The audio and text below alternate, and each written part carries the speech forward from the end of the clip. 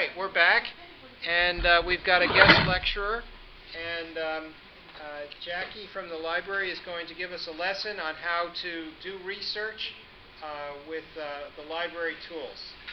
Take it away. I'm not used to sitting, so I'm going to stand for a little bit. Can I do this? Oh, no, it'll be okay? I think so. All right, well, can people chat in with us? Is there a chat function in this or no, online? It's asynchronous distance learning. Okay. We're recording, then I upload it, and people will watch it whenever. Okay. Hopefully. All right, well, my name is Jackie Kremer. You can call me Jackie. I work in the building next door at the library, and you can contact me anytime. I have my business cards here, or my email is jkremer, Kremer, @fairfield.edu. But let's talk a little bit about what we're going to do today. I always like to set goals with the class because if I don't have any goals that you're interested in, we might as well not do it. So let's try to set some goals together. The first thing I think we need to do is get a better understanding of the assignment. So I'm going to ask Dr. Lyon to help us with that part when we get there, because I needed a little help understanding the assignment myself.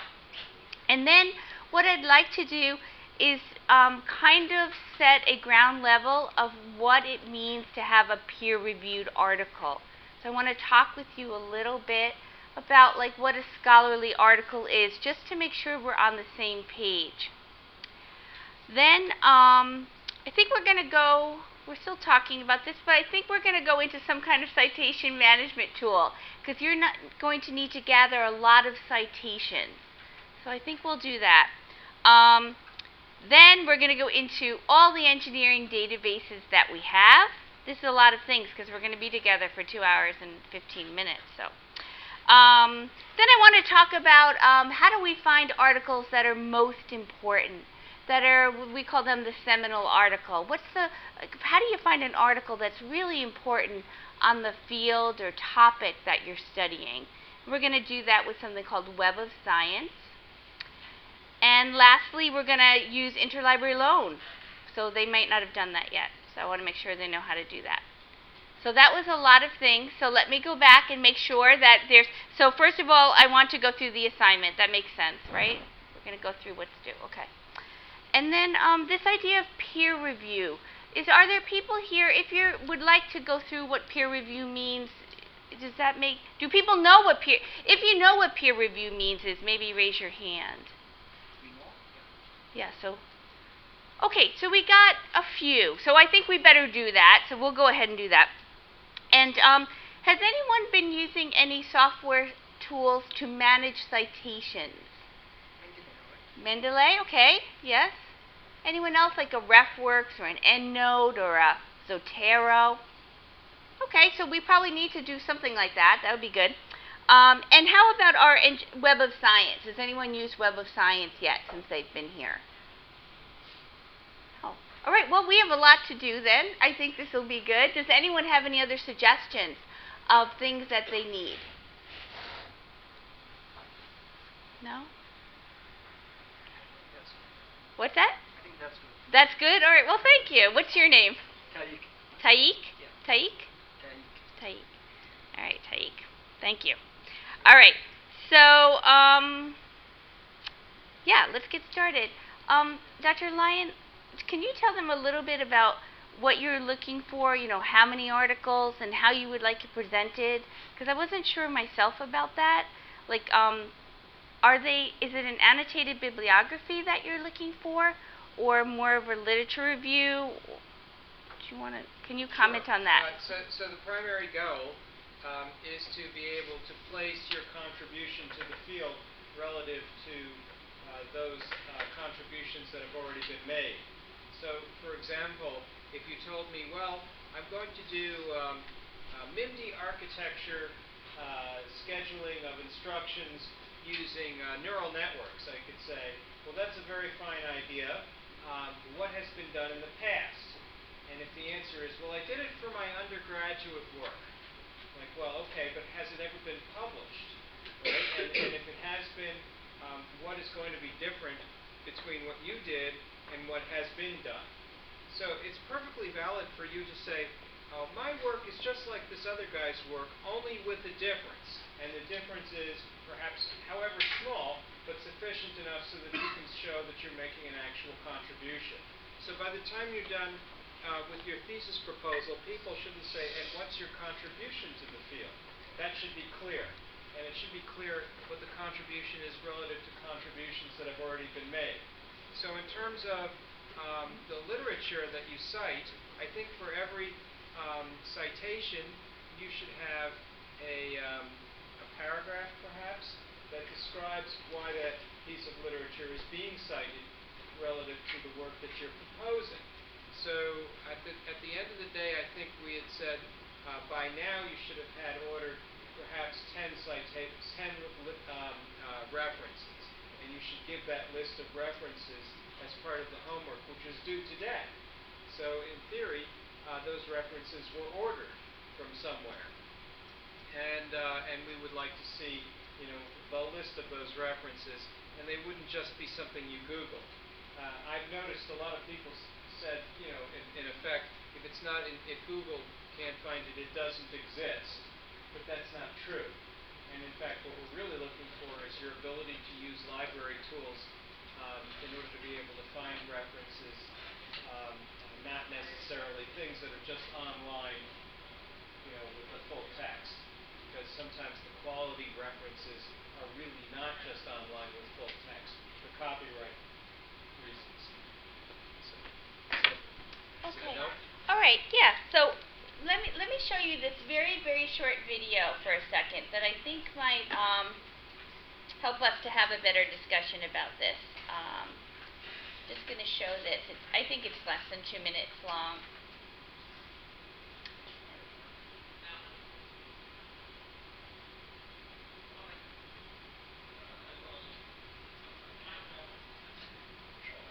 Oh my goodness. There it is. Please sound? No, I think I turned it off. Let's see. Can I make sound go on this? No? There's a speaker off to the left, in your lower left, next to the play button.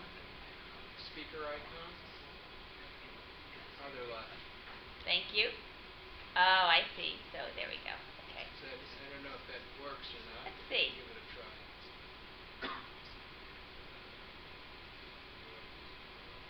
If that's not going to work for you, let me get in there for just a second. Thank you. And see what I can do to help out. Thank you. So I think that what your professor is talking about is something that's called the annotated bibliography. And he mentioned to me that, you might need 40 or 50 sources. That's a lot of sources. And to get 40 or 50 good sources, you need a lot more than that, I'll be honest with you. So this is going to be a very extensive, what we call a survey of the literature. A survey of academic literature. So we're going to have to go into a lot of different library databases to think about getting all those articles. So I would like to, if I can show this, we'll see. I feel very comforted being in a room with engineers. I feel like if something goes wrong, they'll be able to fix it. One would hope. Yeah. I All right. Well, I can hear it now, but it's awfully low. That's okay. It's not that important. But basically what I wanted to say about you can come back and look at this later if you're confused about what an annotated bibliography is. But basically what we're going to be doing is trying right now to discover articles that are on your topic. And then you're going to look at those articles and read them. And I think, and Dr. Lane, please confirm this, you would like them to have a short summary of the article? Yes. Okay, so there would be a short summary of the article. So we're talking like maybe 2 or 3 sentences maybe. And then you would also need a reason like how this fits in with their project. Yes. Okay, so then like some little 1-sentence explanation,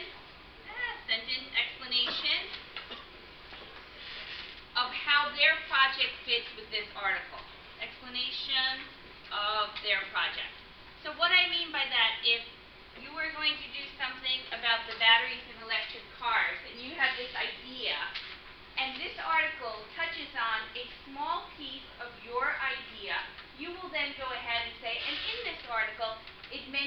such and such about the battery, and that led me to think about doing X. You can tell I'm not an engineer, but do you know what I'm saying? We're doing a short summary of the article and a 1 or 2 sentence explanation of how this article fits with their project. Does that make sense? That's what the annotated bibliography is. It is not you copying the abstract and pasting it in as the summary. Okay, so an abstract is a summary of the article. It is not you taking that abstract and pasting it in. So here are a couple of points. Why is the paper important? Ooh, yes, and so how do I that's this. relate this paper to my work? Yes, perfect. How does this relate to my work? So here's the example. For example, diffraction range finding is not new, and I cite DeWitt, nor for that matter is range finding using nonlinear trip gratings new. However, no one applied the basic method that I'm investigating now, and this is new, and here's the part that is new. And that goes right to the heart of the contribution relative to the things that have been done in the field. And then I give a sample PhD thesis, which happens to be mine, and I show you a historical review, which essentially goes back in time to the first time somebody tried to automate the parking of a car in 1933, well before digital computers were invented. And so these citations come about in the context of the narrative, but at the end of the day, all of the full citations go into the bibliography, and it's not just called bibliography, it's called literature cited, which means everything in there has been cited in your narrative. So your narrative should organize the literature nicely. So maybe an annotated bibliography is a good example, but what I'm really shooting for is the narrative for the historical review. And organizing that literature is so important because it's organizing knowledge. Okay. Let me give you back the floor. No, I would be honest with you, I was really confused about the assignment. And I wasn't sure if it was an annotated bibliography or a literature review. And what Dr. Lyon has just said is a literature review, not an annotated bibliography. I'm going to explain the difference. An annotated bibliography is when you have a list of works cited in the right format, and basically underneath is a summary of the work. A literature review is when you go through the literature, you pull articles, and then in more of the text format that you said in the words, you bring in all these articles and you explain them. Okay? So I actually have examples to show you of how to do a literature review if you're confused by that. It's not a listing of all the articles with summaries underneath. Instead, the literature review takes different components of your project and looks at the literature based on the themes of those components. Okay? Yes, Dr. Lyon? Yep. Yes. Okay. I was really confused about which one you wanted. So yes, question, please ask. Yeah, I was confused as well. I mean, there was a very confusing topic. But so is it gonna be a form of like you're comparing what somebody have done to what your idea is gonna be, and see what is, if it's, getting more information towards what you're doing, or just how it's similar to what you're doing and kind of different, like. Is it like compare and contrast type of thing? Well, it's really, he's the grader, so it's really what he says. But normally it's a look at you take what is your topic? Well, my topic was using voltage control oscillator in a biomedical devices to better to make it better in terms of the energy and the low power use for like something like pacemaker and stuff. So my idea was doing more research to see how I can get more information to narrow to be able to design or to do my research. And looking into doing more research was like seeing what other people have done with a different approach, and how I can take those approach and get some ideas to be able to narrow down what I'm trying to do. Yeah, because you're kind of at the beginning stage of your project, right? So what you're doing is you're looking through all of engineering literature to see what's written about this topic. Right. Then you're going to take those articles that you find and break them up into themes that have to do with, I don't know anything about pacemakers or what you said, but I'm going to make it up that something to do with battery, and then something to do with, Right. I don't have the words, Right. but you're going to break it up. Then you're going to usually they put those articles into those themes, and then you write about them. And often sometimes you write about them in a timeline format. It started out this way, as said by such and such, then this happened, someone tried this, it didn't work, I'm going to think about doing this. And that's what the literature review does. It looks at the literature. I have a little video, but we don't have thing that explains what it is. I'll get a couple of speakers. I'll be right Awesome. back. That way you can Yeah. hear what's This going is on. a very this is important to figure out what we're trying to do before we get too much further along. Yeah, that's very yeah. important. It really is. It's like all over the place. Yes. You don't know what's Yes. going on. And I even have in this handout that I'm going to give you guys, I even have actual examples of literature reviews that you can look at. So you can figure out, here's one. This is a Motivation in Software Engineering, a systematic literature review. This is an actual paper. It's 30 pages long. It's an entire literature review. And it just basically breaks up the articles into themes and looks at them and tries to puzzle out basically where they're at. But we'll wait. He'll get us some speakers and we'll listen to this video about the literature review. Because we're not writing our thesis paper now, so that's a good thing to understand what he's looking for as a final project. Absolutely. It's I know. the way things have been going so far, it's like we're actually writing a thesis. So maybe we can talk to him about that. Yeah. So it's like you are trying to get more, it's like, you are preparing putting all the ingredients ready to cook your food, but Yeah. the question seems like you are writing your thesis right away. So I'm glad we're going to clarify this and make it more certain. Yeah. Well, I also have a great article called, this is called, and I can get copies for everyone. It's called Performing a Literature Review, and it's written by someone in the engineering department. So it tells you how to write a literature review for engineering. So I will get a copy of this to everyone. If I can't find the online copy, I will get print. I just didn't have it, so. Yep.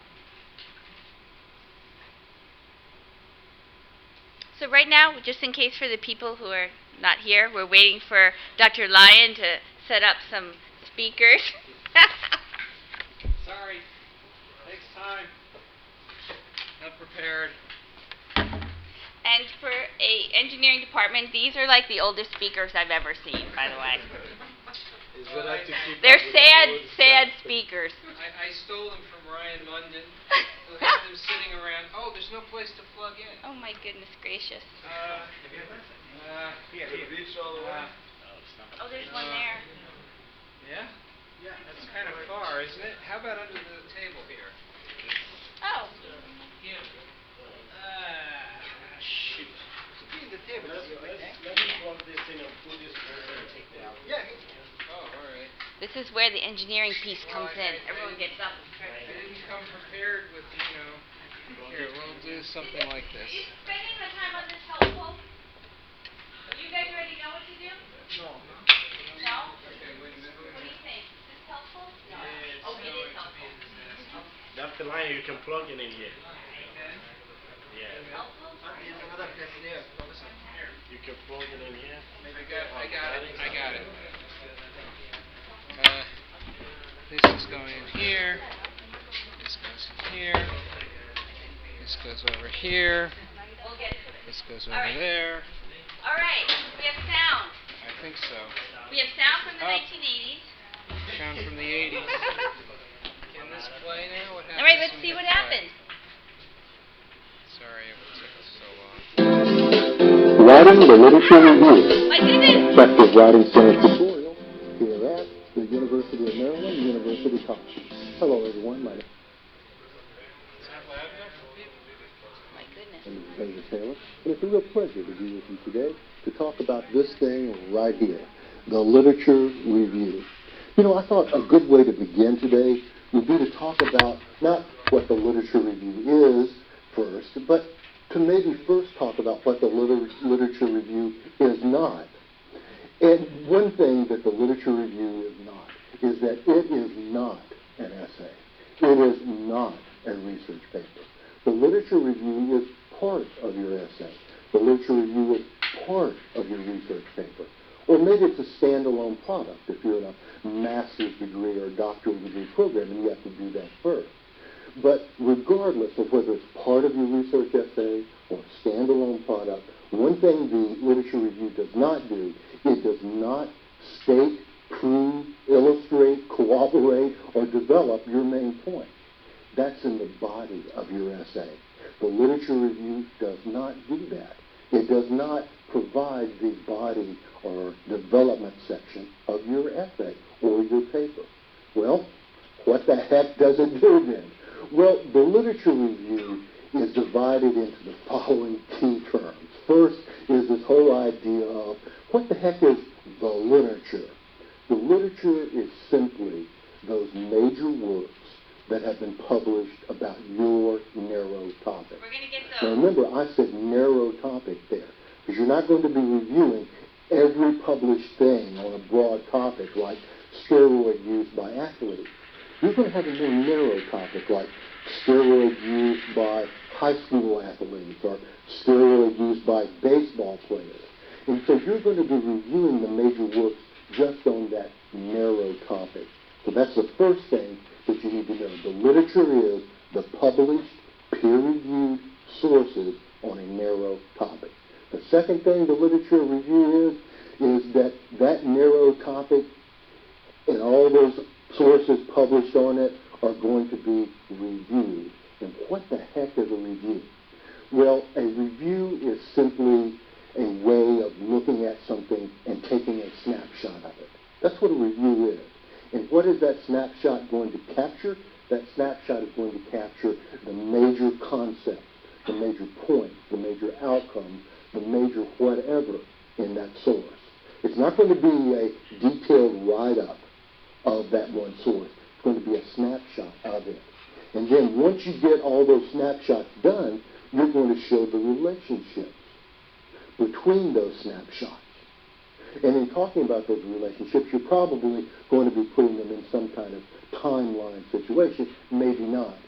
But the key is that you're going to be extracting just the major elements and then the relationship among those major elements, maybe on a timeline type situation.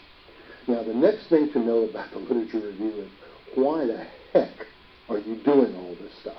Well, I think there are three reasons probably why you're doing all this stuff in school.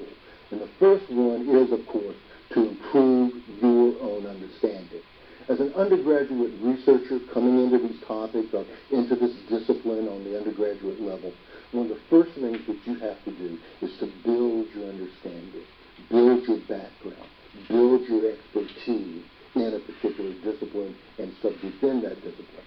Then, and of course in this paper, once you have built your expertise and your knowledge in this particular subject, you're going to be demonstrating that knowledge, demonstrating that expertise to your professor, because this is a college assignment. But you know what the real purpose of a literature review is? It's a reader service. It's something you're doing as a favor for your readers. And what are you doing? You are bringing them up to date.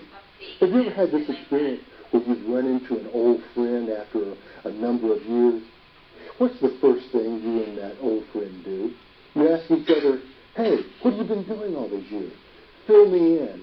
Update me. You're doing the same thing in a literature review. You're filling them in. You're updating them.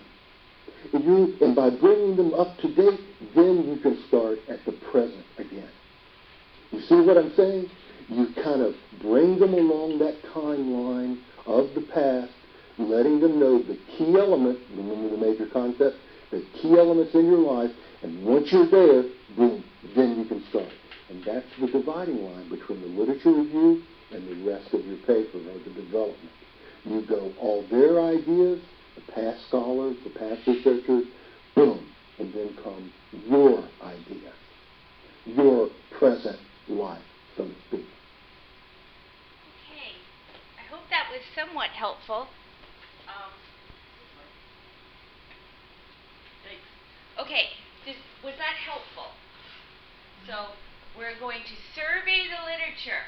We're going to gather the articles. We're going to read them so we understand more about our topic. Then we're going to synthesize that material, take notes on it, and we are going to present all that material to Dr. Lyon, basically, so that you will be up to date. You will be right where you are, so you're ready to take the next step, which will be your own project. So that gets you to when you start your own project. Does that make sense, Dr. Lyon? Yes? Okay. All right. I'm sorry to belabor the point. I just wanted to make sure that we knew what we were doing. So let's go ahead and, okay, questions on that before we go forward? So today we're going to start to gather some articles, to gather the literature together. And what I can do, if people still are a little, concerned, I'll send you some examples of a literature review that you can read. And that can be really helpful, because then you'll understand more of what to do. Okay? All right, good. So I'd like to ask everyone to go to fairfield.edu/library, please. So if you would go to fairfield.edu/library, or on top of the library homepage, you'll see it. Let's see. Okay. So actually, on top of every Fairfield University page, at the top it says library. So everyone should be at the page that looks like this. Does anyone need help doing that?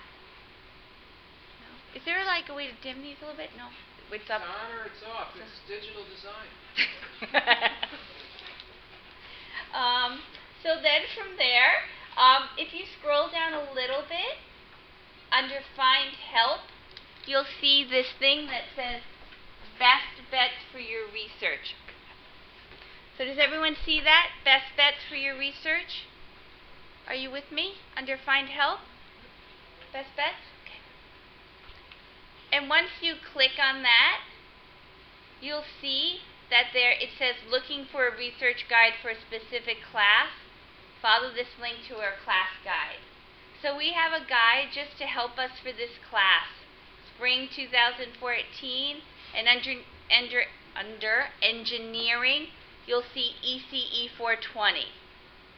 Okay? So everyone should be at the page that looks like this. Okay? Are the people not there?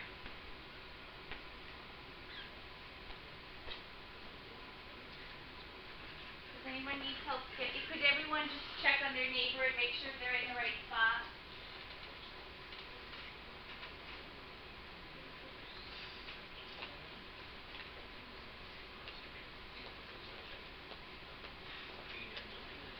So we should be at the Best Bets guide for this class.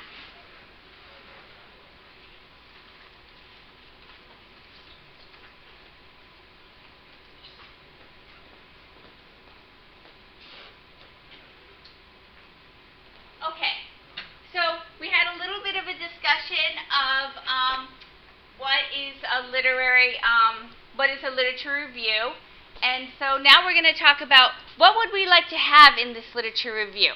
So when you're thinking about looking about things about engineering, what kind of sources might we look for? What should we look for? Relating to our research? Yes, yeah. Well, what kind of sources?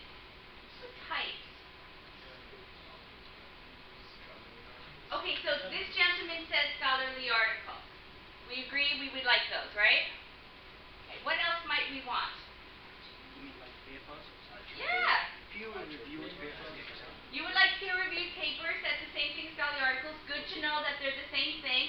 You would like things from IEEE, which stands for the International Electrical Engineering. What's the last E for? It's the Institute for Electrical and Electronic Engineers. Okay, yes. And so if that IEEE produced a conference paper, Dr. Lyon, would that be a good thing to have or no? Do you like conference papers? Yeah, conference papers may or may not be peer-reviewed. IEEE conference papers usually are. IEEE articles always are, if they're coming out of journals. IEEE articles that come out of magazines rarely are. So you have to know the difference between a journal and a magazine, and the IEEE doesn't always make that clear. So we can puzzle through that together. Yeah. Good. What else might we've got journal articles, either called scholarly or peer-reviewed. We definitely want things from IEEE, maybe even conference proceedings. What else might we want?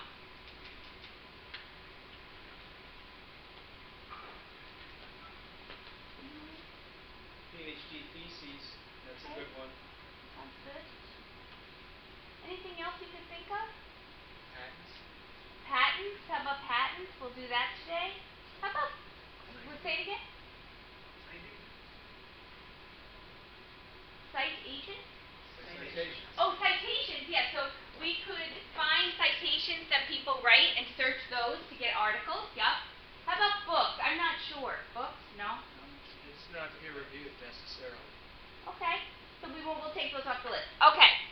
So does everyone know what it means to be peer-reviewed? If you do know, raise your hand. I'm just trying to get a sense of this room right now. Okay, so should I do a 3-minute video on peer review? I think so. Okay. All right. Okay. Did not produce this video, but it's quite a good little video. We'll see if we get sound, right? So we'll see. I hope so. Me too.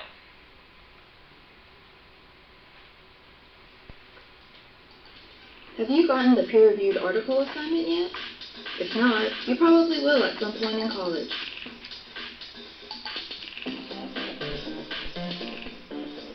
Why do profs ask you to find these articles? What's the big deal with peer review? What is peer review anyway? And why is it so important?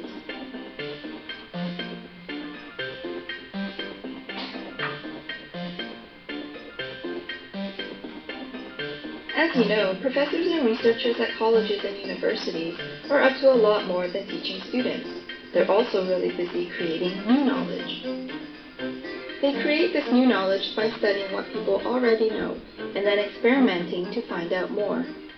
This knowledge might be a new way of thinking about a problem or understanding a poem, understanding how the human body works, or the nature of the physical world itself. So what's all this got to do with peer-reviewed articles? Well, over time, let's say the past 250 years or so, peer-reviewed articles have become a standard way to keep track of new knowledge being produced. Peer-reviewed articles are different from other types of writing because they're scrutinized by expert scholars. But before we get into that, first, let's take a look at how new knowledge is often produced. Say you're a researcher, like your prof, and you have an idea for a research study. To carry out the study, you need some money, so often you apply for a grant, but not always. If your idea is good, you get the money and carry out your research.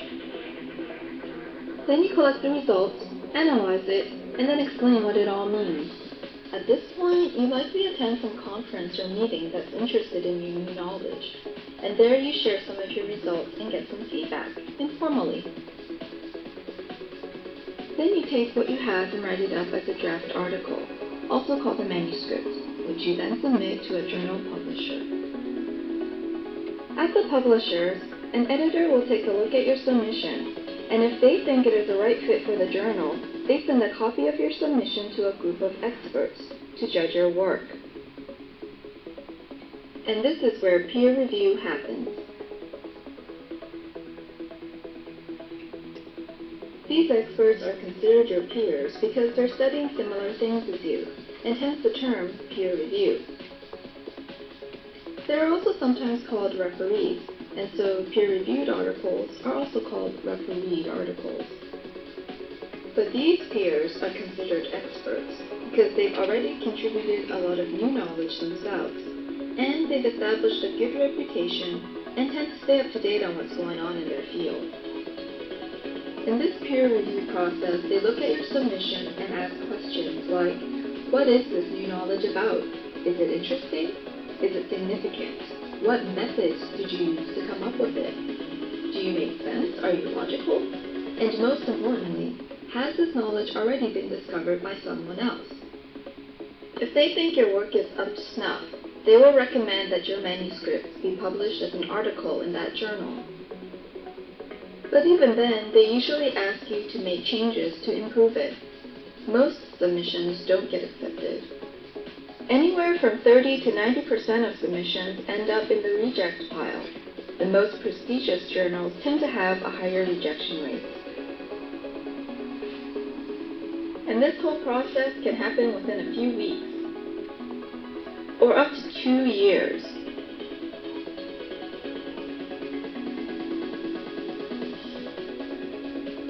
Once the journal is published, it is sent to a library that subscribes to it. And it usually is a library because individual subscriptions are way too expensive. From the library, students and researchers can find out about this new knowledge and develop an idea for a research study of their own. So let's recap. Peer-reviewed articles are an integral part of how new knowledge is created and shared. Peer review can also happen here when applying for a grant, and here when planning a conference program. Conference papers are also published and made available through the library. By the way, like all established systems, the peer review process has its critics, and scholars continue to think about how the peer review process might be improved. If you need help finding peer-reviewed articles on your topic, check out the library's article databases, or ask a librarian. Alright, so that was just a little thing not produced by me, but that talks about how important, what a peer review means, which basically it means that scholars have looked at other scholars' works. And articles are generally that are peer-reviewed or pulled together and put into journals.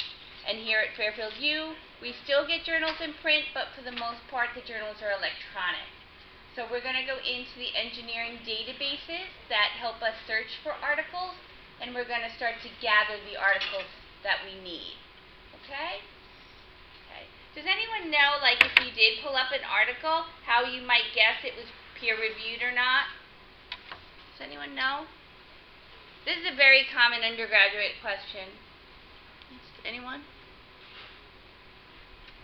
This is, yeah, anyone know? So basically, students are required to have peer-reviewed articles, and they often aren't quite sure how to get a peer-reviewed article, and they find one, and they'll bring it to the desk, or they'll email it to me, and they'll say, is this peer-reviewed? And the number one thing it must have to be peer-reviewed is citations in it. If it's not referring to another scholar's thoughts and ideas, then it's probably not peer-reviewed. It's not scholarly. Okay, so that's the number one tip-off. After that, we can talk about all the other ways it is, but definitely have to have a works cited. Or what's it called in IEEE literature? What's it called? Citations? I don't know. Citations? We'll find out. Okay. Citations. Yeah, citations in IEEE. Okay. Alrighty. So, I think we're ready to start with the databases. Yeah.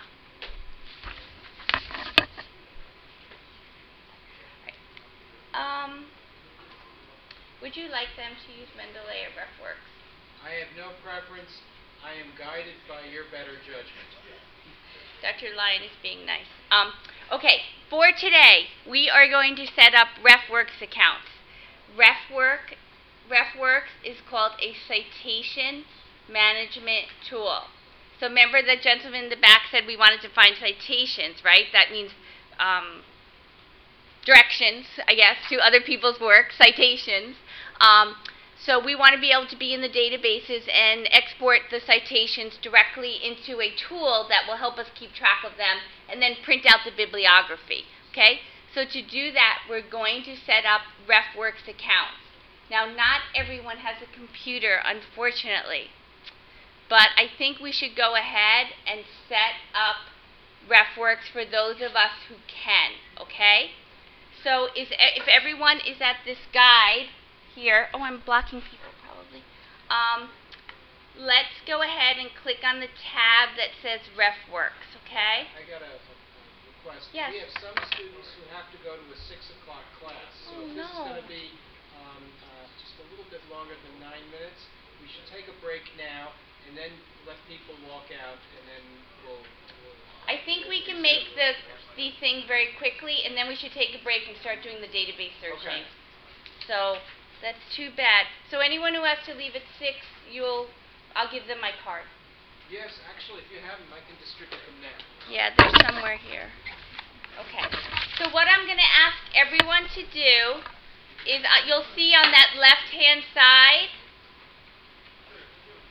there's a link to RefWorks. So I'm going to ask everyone to log into RefWorks. And if you don't have an account, you'll see sign up for a new account right here. So if you can, you'll sign up for a new account. And we'll just kind of work on that right now. So I'll just ask everyone to sign up for a RefWorks account. You have to leave? Sure. On the so to go back again, if we go to that Best Bets guide. Thank you. You're welcome. Let's see. If I go back to my Best Bets guide for the class, there's a tab that says RefWorks. Do you see that up on top? Everyone, RefWorks up on top. And then on the left-hand side, you can create a RefWorks account. Like right here, RefWorks. Does anyone need help? And then sign up for a new account. Is that the normal Stag Web login? No, they have to make a whole new account for themselves. You have like a license. And, yeah. So we'll go ahead and the people will make an account, and once you make an account, you'll just leave it open. And then when we come back from the break, then we'll start searching in the databases. So how will the RefWorks people know that you're a member of Fairfield University and you have a license? Like right now, it's going through the proxy like the IP, whatever that's on the building. If you're not logged in, like on the network now, it'll be confused. So hopefully. So we can use this when we go home. Oh no, you totally can. You can take this anywhere with you. You just have to create this login name and password, and then if you're off campus, I think it asks for the group code, which I will give you. But yeah. For right now, you should be. Is there anyone who's able to? Are we able to make accounts here? Are people making accounts? Shall we take a little break? Sure. And I'll walk around, help people, Let me and. stop the recording now, and then resume it. Are you able to make an account? Getting it open right now. Okay. People making accounts?